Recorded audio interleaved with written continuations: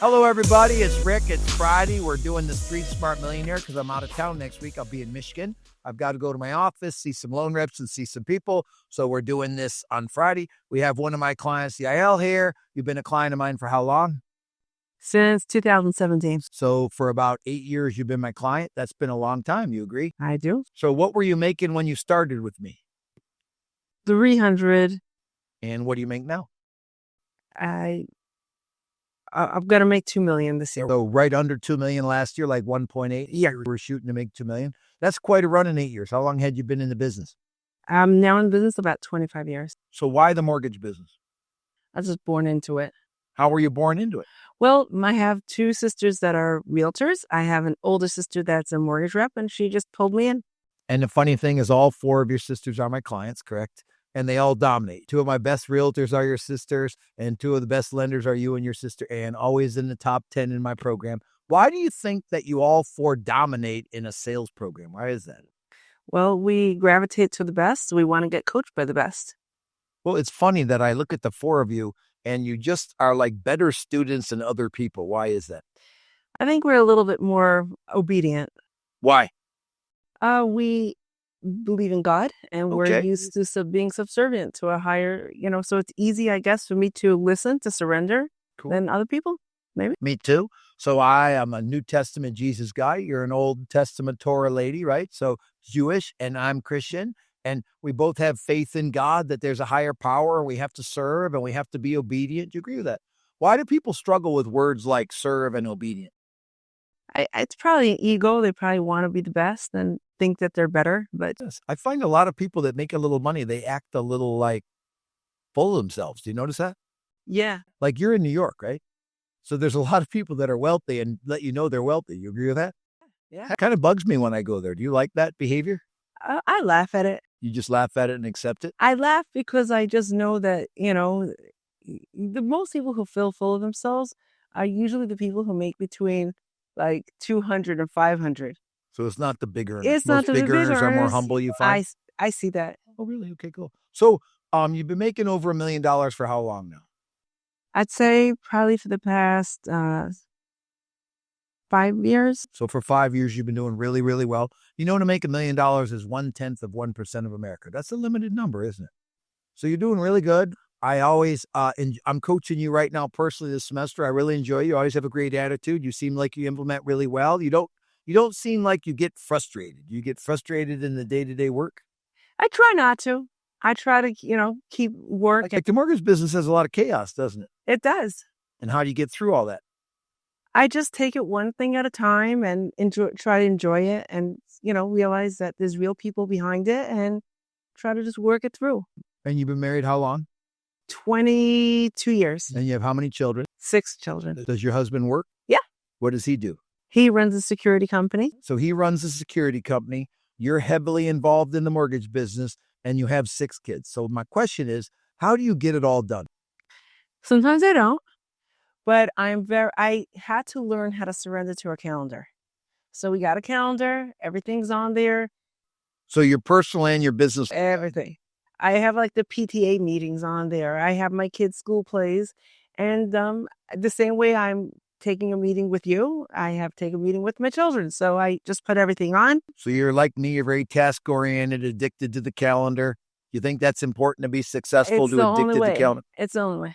And I'm not like that naturally. By nature, it's a stunning day. Let's go have fun. Like I want to, So I am naturally a little chaotic and unorganized. And a guy told me that you cannot be successful or wealthy if you're not super duper organized. So like as you're in my cave, it's very what?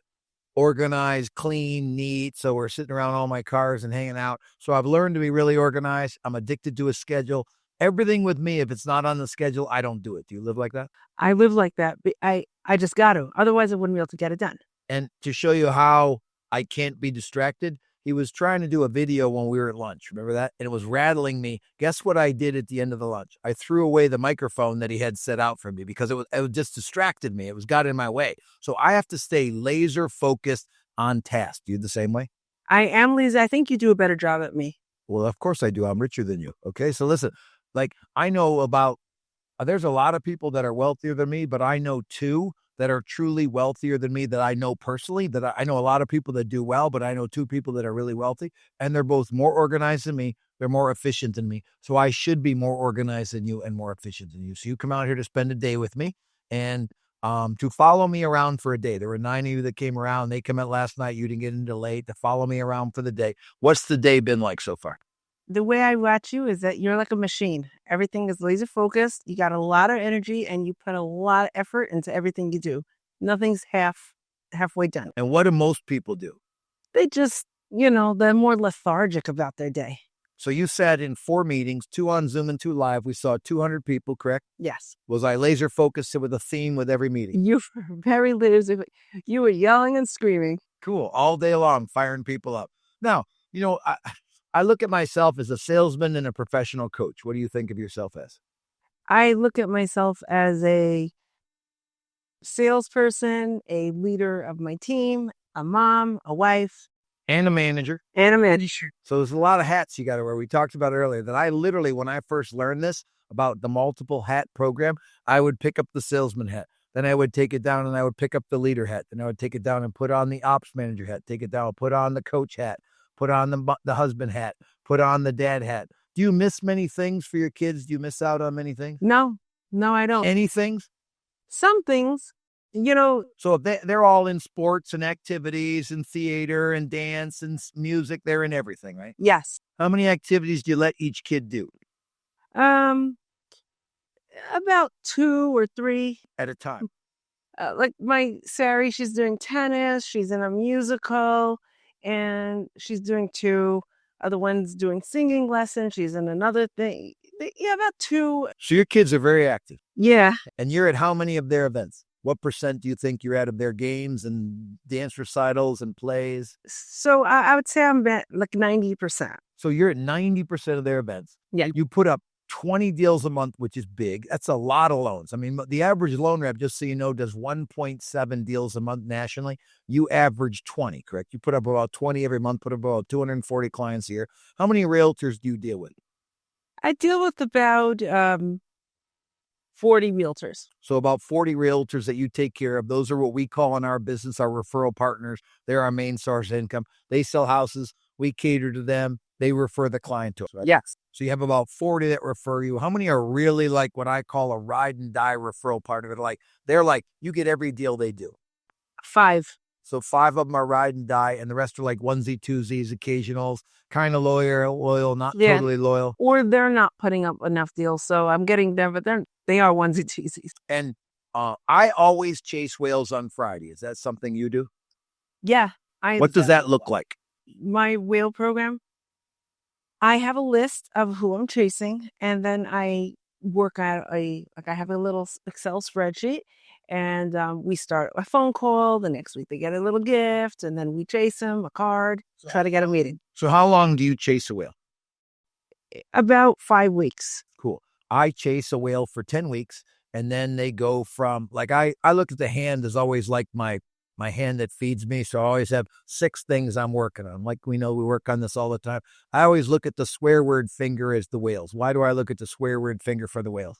Because they're probably they're the big, Makes a big impact. That word can make a big impact, and those whale clients can make a big impact. So we call them on Friday.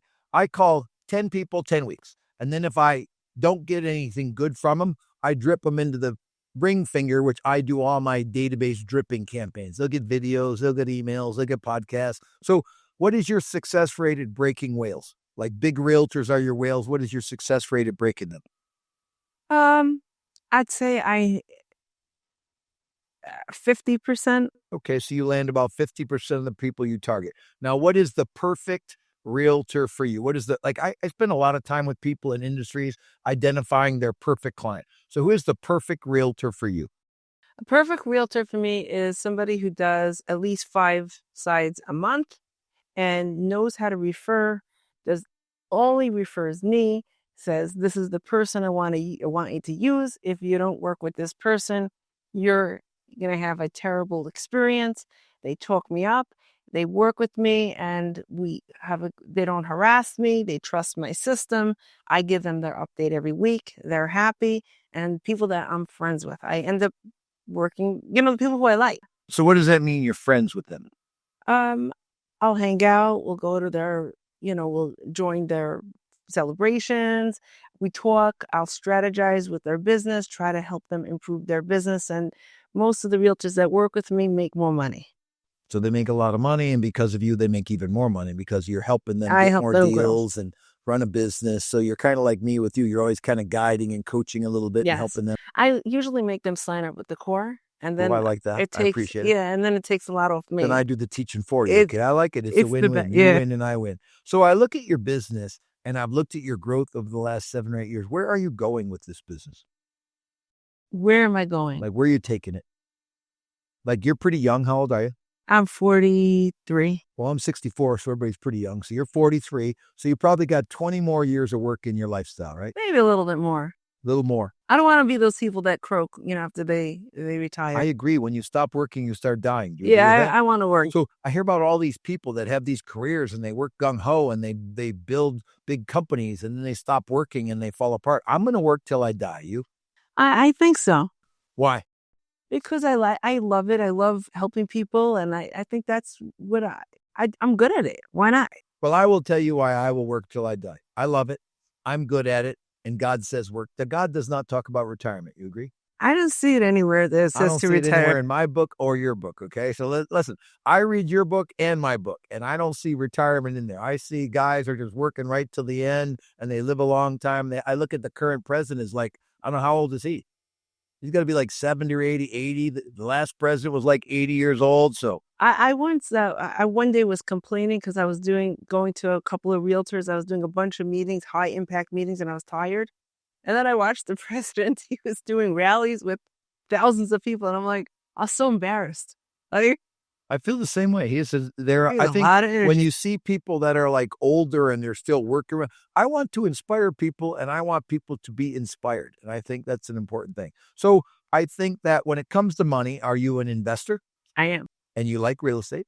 I love real estate And a little too much. how much real estate do you own? How many pieces? Um, I don't want you to yell at me. I won't. Okay. About 10 to 12 properties. So you have 10 to 12 pieces of property. What kind of property do you own? Residential, commercial, multifamily, and So how many multifamilies do you own? like big units, like hundreds of unit buildings. You have buildings with hundreds of units in them. Yeah. Wow. And what are those worth? They're worth, 30, 40, 50 million. So you have 50 million in real estate. Yeah. And what kind of debt do you have on it?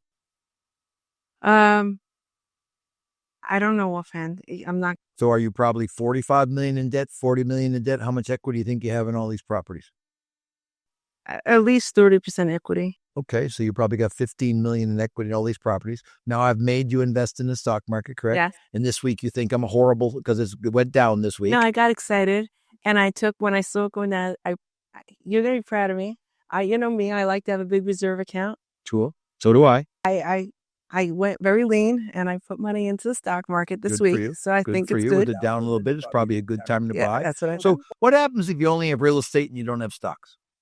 It's not smart because real stocks is liquid that day, and you can Real buy. estate is not so liquid. Not liquid, and stocks you can borrow against it. So I like a lot of real estate. So don't think I don't like real estate. I have 4 pieces. I have about 30 million in real estate. All my stuff is free and clear. I cash flow about 40 grand a month net cash flow. What do you cash flow on your real estate net cash flow? About 15.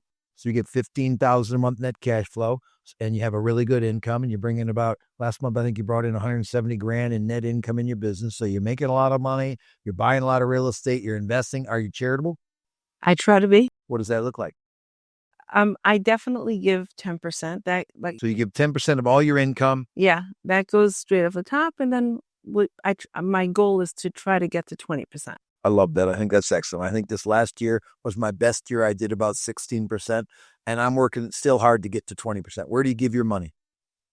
I give it to charities that are local, a lot of things causes that I identify with, and really anybody who asks. Cool. So I have some causes that I like. I have some organizations I like. I have a church that I like. I have some people that I take care of that are older that need some help. I just started my charitable foundation and funded my first big amount of money to my charitable foundation. You Is like that the tax something you, deduction? huh? Did you like the tax Well, I deduction? did like the tax deduction. So this would I be, have 2 of them. you have 2 charitable foundations. Okay, that's great. So this is the first time I did that. And I will end up, I think I put 10 million in my charitable trust this year, which will save me 4 million in income tax. And normally I pay about 5 or 6 million in income tax. You probably pay in New York $1 million in income tax. Not after I started the class, but Yes, I think the charitable foundation brings down your taxable. Some of your buildings give you some deduction to bring down the taxable. So where are you going with all this? What are you trying to do? I know you want to work forever and you love it. You want to keep getting better and you want to keep accumulating wealth. What are some numbers you're trying to get to, both in like real estate or the stock market and income? What are some numbers that come up I there? want to get 10 million in the bank, 10 million in the bank? and I want to have 10 pieces of real estate owned free and clear. So you want 10 pieces of real estate free and clear. You want 10 million in the bank. I think that's a good model. I have 4 pieces of real estate, and I want to get to 6 pieces of real estate just because it kind of fits into my, like it would have my main house would be my main one. My farm would be the thumb. Then I want to have these 4 properties. So I'd like to have 6 pieces of property. I'd like to continue to keep accumulating wealth. I'd like to keep teaching people how to make money. How come more people don't make money? Like, it doesn't seem that complicated. Has it been that hard for you to make money? No, I think that people don't have a vision, and they don't even know the possibilities out there.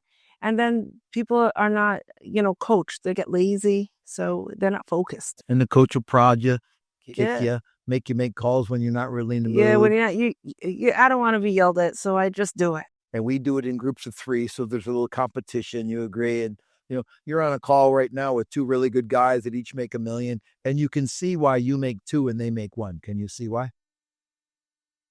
Your stuff's filled out a little tighter. You generate a few more leads. Your team's a little bigger. It's pretty obvious. Does that make sense? Like, you can see the difference between you and them. Yeah.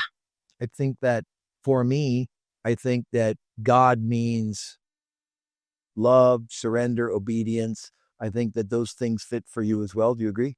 Yes. And I think that people struggle being obedient. Like, I love the word. Like, I feel like I'm obedient to Ron that I work for. I'm obedient to my wife, Britt, who I love. I'm obedient to Roy, my mentor, who coaches me. So I'm obedient to those 3 people. And if I want to be a leader and I want you to be obedient to me, what do I have to be? You have to be obedient to the people above you. Yes. So I think that people always ask me, how do you be a leader? Which I don't know that I am. I'm a really good coach and a really good salesman. But I think that everybody is some kind of a leader in life. Do you agree? You're leading your family, you're leading your team. You have to have some leadership skills. And I think that you cannot lead unless you follow. Do you agree with that? Yes. It's sort of like leadership by example. I think that's true. I think what are the 3 types of leadership to you? Like you said, 1, lead by example. Lead by example, or to serve, to cater. That Cool. So we serve, we lead by example. And then the 3rd style is I don't know. authoritative. Authoritative. So when can you be the authority? I think you could be the authority once you become a good caterer, and once you. I think if you're serving and you're exempling, you can be the what? Now, you followed me around for the day. Do I work really hard every day? You do. I work really hard. And I'm sure if I followed you, you work hard every day. Do you think there's people that think they can make a lot of money without working hard? Yeah, You think they can? No. A few people could maybe make a lot of money without working hard. Maybe they sold a product that went in Lowe's or Home Depot or Target or Costco, or maybe they invented something that was really quick. Or they bought the lotto. You won the lotto, that would be good. Or they inherited a lot of money. Like, all of our children will do better than we did. Why? Because we're going to be leaving them nice legacies. Yes. I read Proverbs every day in the Bible, and it talks about leave your children's children an inheritance. What does that mean to you? To leave an inheritance for your grandchildren. And Of 2 things. What 2 things? real estate and money. Well, I was thinking like money and lessons. Oh, okay. So I was thinking like, I like that. I like literally you would leave them like property or animals or land or buildings or stocks or cash. But you would also like, hopefully you would leave your children's children lessons of like God and right from wrong and how to have fun and how to be a hard worker. Like, I learned from my father to be a hard worker. What did you learn from your father? I learned from my father to wake up early, enjoy the grind, and my father gave us a lot of confidence. Cool. I think that's important. I think that I don't know that my father gave me confidence, but people along the way gave me a lot. And for me, as I had little victories in life, it gave me a little more confidence. You agree with that? So sometimes when somebody's, it shows me that when you're not born with something or you're not given it, you could get it. I agree. Um, what are some things that you are not great at? I am not a great delegator. I am not the best. I I suck at everything. I'm not great at a lot. So you just think everything that you can get better. Now, do you know what my favorite mantra is in my life? I'm broken. I hate it. I'm going to seek help. You kind of described that right there. You're not great at anything, but you're doing pretty well because you work hard at everything. I You agree with do. that? I work hard, and I took a ton of notes. I'm going to go back and get better and And what do we only focus on, me and you? The number or getting better? getting better. Getting better. And the number will what? That comes. The I don't number will even look come at the number. when you get better. I don't think about the numbers. Like people ask me if I planned on making this. I did have 4 numbers. I at first, when I started working, wanted to make 100. Do you remember that? Yes, I was like, I can't wait. If I can make 100, I'll make it. And then I said, well, let's make 250. And then I said, let's make 500. And then after I made 500, I said, well, let's make $1 million. Do you know, I never had a number ever for life after I made $1 million. It's like, and I always have. Like you've done it how many times now? 5, 6 times. 5, 6 times. This is 29 times I've made $1 million. Pretty crazy, isn't it? And it just, you get to a point where you expect to do a certain level of business. Do you agree with that? Yeah, it just becomes a part of you. Yes. It becomes, your expectations become part of you. Like, listen, I'm going to honor God. I'm going to honor my wife. I'm going to be fit. I'm going to be a good coach. I'm going to make a lot of money. I'm going to be a good investor. Those things are what? That's part of you. That became you. Yes. And I think that your children have to be programmed to learn how to be different things. Good students, good person, obedient, honor God, be loving, be fun. And they have to learn these things as they grow up. And you got to constantly be a good student, and you got to keep learning, don't you? Absolutely. So when it comes to being a salesperson, I don't know that you would be in the dictionary, it would be a picture of you to be a salesperson. Probably not. Cool. You're pretty like family oriented, God oriented, good person, tactical. So you've become a really good salesperson. Did it come easy, or did you just do the work and it happened? I think that I probably do have a little sales in my DNA. I have it. Well, you're super charming. That makes it easier to do sales. But picking up the phone and calling people you don't know is what? It's hard. It is hard. Yeah. I don't struggle with it. Why? I don't know. Why don't you? It's the means to the end. So you just have your laser focus on the end, and you said, this is how I'm going to do to get there. If I'm going to coach more people, like I coach about 340 people and I want to get to 400.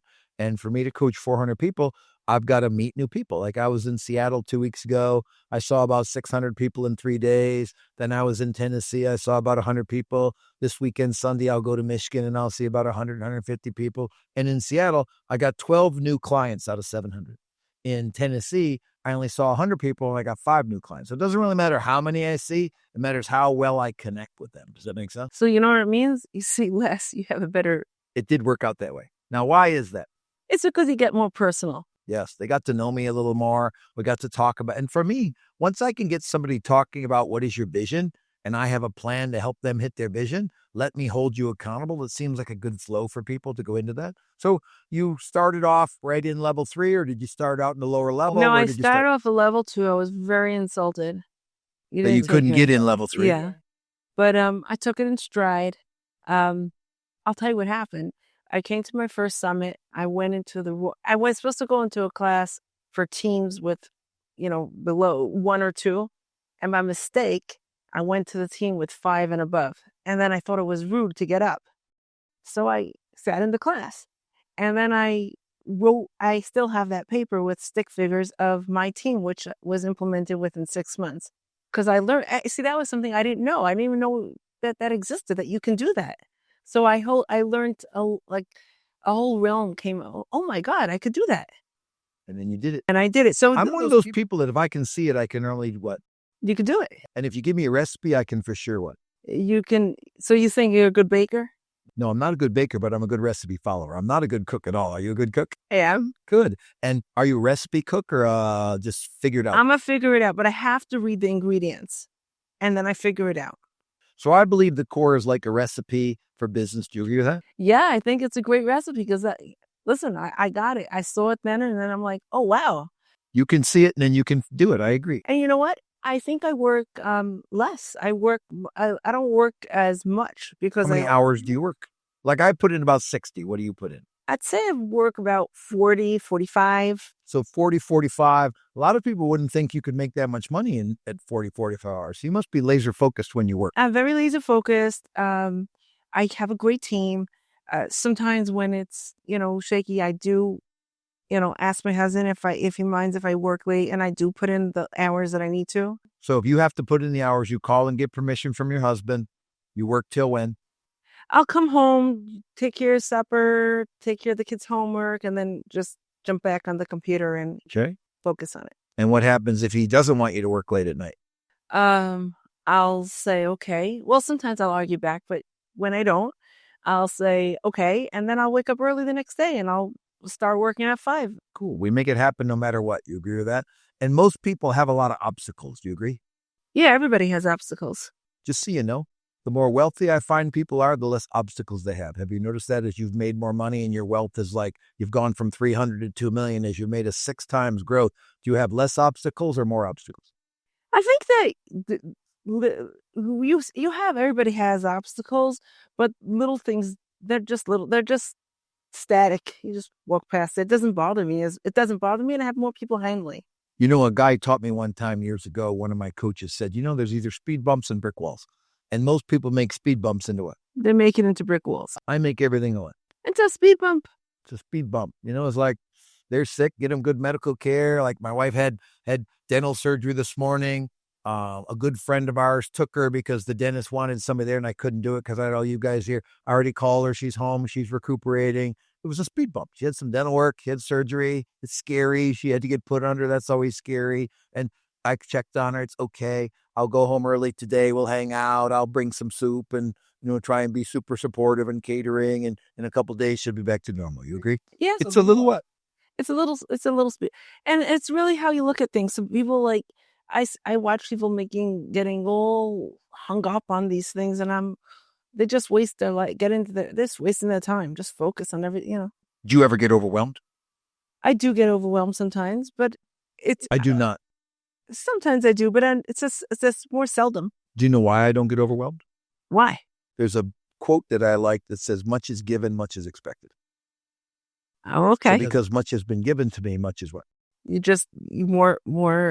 Yeah. More is expected. So much has been given to you, much is like you got health, you got God, you got 6 beautiful children, you're making lots of money, you've got all this property. Much has been what? Much has been expected. Should I tell you the Hebrew one? Go ahead. It's marva nachasim marva daigas. What does it mean? The more things you got, the more issues you're going to have. That's true. I think the more properties, the more problems, more money, more problems. So I think that money is a blessing and money can be a curse. And I think people need to look at money and say, wow, this lets me have a safer life. This takes care of my kids. My kids could go to better school. I can have a better retirement. For me, I look at lifestyle, retirement, legacy. What do those 3 things mean to you? Lifestyle, retirement, legacy. I think that lifestyle is we get to choose. We can live a life that we want to, it just makes things easier. The groceries, I know eggs are expensive, but I have chickens, so I don't pay for eggs. But do you worry about eggs being $5 a dozen? No, it doesn't. I don't worry about it. Right. So because you have created a lifestyle but you look at people that are making under $100,000 or under $250,000, life is expensive. It is. So we're lucky enough that we have really nice lifestyles. Now you have a really nice retirement. What does the word legacy mean to you? Legacy to me, means 2 things. It's teaching my children. I want to give to the community and be pillars and just give back. That's a legacy. And my husband really, really is good at that. He does so many volunteer. He thank God for him. He helps you cover you a little bit, right? Cool. Covers you a little bit on your charity work. What's your thoughts about people that are watching our podcast about wealth and balance? I'd say that if you work on it, you focus on it, get coached on it, there's a way to do it. You believe in coaching? Yes. I think everybody should get coached. Cool. I do too. I think that I have a God coach. I have a personal trainer. I have a guy that helps me with my marriage. I don't have a business coach right now, but I've had 8 really good business coaches. I think for me, like my boss is a billionaire and he's self-made and he's never had any coaches or any help. How many people are like that? Very little. Cool. Most of us are normal people that need a lot of work. Can I ask you a question? Yes. Is your business slacking off now that you don't have a coach? Is my business slacking off? I would say no, because I'm very driven. I think that there are people that work out with a trainer for a long time, and then eventually they don't need the trainer. I think with the trainer, I still need the personal trainer and the marriage guy and the pastor to help me. But I think when it comes to business, I am very self-driven about, but here's why. People ask me, why do I work so hard? Because I'm pretty successful. I love other people's money. I love watching you do well. I love watching you blow up from 300 grand to 2 million. I love that. So I think that you have to have a purpose. And I think it's okay that your purpose is to accumulate a lot of wealth. But after you have wealth, your purpose has to be other people's wealth or the country or the community or God's people. So I think you have to be on purpose for a purpose. And I think that I am on a purpose for a purpose. I'm taskful. I'm coaching. I'm helping people make a lot of money for the purpose of changing the planet, honoring God. I think it's hard to be a good steward of God if you're broke. So for me, I think that I try to help people fix their finances so they can then work on their families and their relationships and their relationship with God. I think that there are very few happy homeless people. You agree with that? Yes, probably. I don't think somebody's happy if they're freezing cold. And So I think that I believe the have takes care of the have-nots. Do you believe that? yes, absolutely. I do not believe the government will take care of people. I think people are going to take care of people. What do you think? I think that that's why we're charitable people. We help people, and I think what you do is really nice. That you teach somebody how to swim as opposed to just giving them. Now I will tell you the 2 greatest accomplishments I've made in my life. Okay. I've helped 767 people make $1 million, which you are one of them. Okay. And our group gave away $270 million in the last 10 years that we've been tracking, all of us, 340 clients, adding up what we give every year. So those 2 things are my favorite accomplishments of things that we've done. What are some of your big accomplishments right now that you feel proud of? I feel proud of raising my family. I feel proud of being involved in our community, and I'm actually very proud of all the families that I helped get homes. Yes, I think you help a lot of people. You help about 240 families a year get homes. You help 4 people have jobs and provide for their families. I think you're making a difference. So I will tell you this in close. I love coaching you. I think everybody should be like you. You have a great attitude. You're obedient. You're a good worker. You don't argue. You ask some questions, which is healthy, but you don't really argue. If I say this is what's best for your business, you trust me. You agree with that? Yes. And I will tell you this, if you're going to get coached, find somebody that you like their life in front of the curtain and behind the curtain. Does that make sense? That you like what they stand for. You're like, oh, listen, I make mistakes, I screw up, and I have a lot of bad qualities. But overall, I think that you've gotten to know me over 9 years. I'm pretty solid. You agree with that? I'd say so. Cool. So I think you have to trust your coach. You have to be obedient to a good program. I think you have to have a clear vision. You agree? Yes. And you have to be committed to your vision. Like a lot of people have a vision, but they're not committed to their vision. That's a big key. You got to be committed to vision of raising great kids and honoring God and accumulating wealth and having all these properties. But I will tell you all this watching, I think that both me and Yal are great examples of normal people that have surrendered to a process and a person and done really well. I've had lots of coaches. You had me as a coach for 9 years. And I think that get off your butts and get serious. Do you agree? I think so. Have a great week. Rick Ruby, Street Smart Millionaire. Goodbye.